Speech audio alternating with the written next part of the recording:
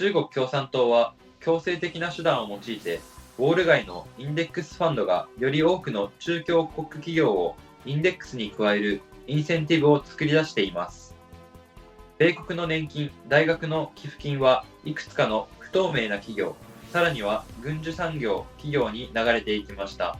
詳しくは VTR をご覧ください。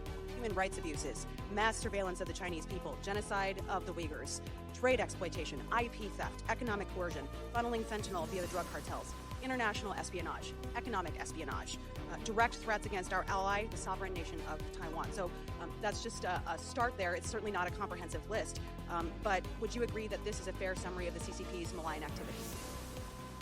That's a pretty good top 10, and the list is a lot longer, Congresswoman.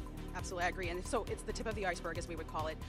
Would you say that another issue that I think is very important to all of the people who pay us to be here, the taxpayers, that their hard-earned paychecks should certainly not be funneled to funding these activities or the CCP or the PLA, any of those organizations?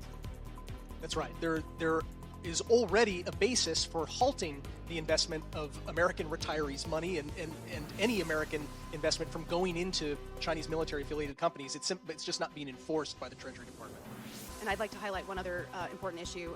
I think we're in agreement that a hardworking farmer in Iowa should never be on the hook for funding some of the same bad actors who are literally stealing the seed corn out of his fields, which happened right in Iowa, in our backyard. Aspiring was busted just about a little over 10 years ago. So what do you make of the reporting that American taxpayer funds have been funneled to the CCP and PLA? Can you provide some of the most concerning examples beyond what you mentioned just in terms of investment? Well, the amount of money is vast, and that is because the Chinese Communist Party, like I was talking about at the beginning, they're magicians. They created incentives through coercive measures for Wall Street index funds to add more and more Chinese companies to their indices.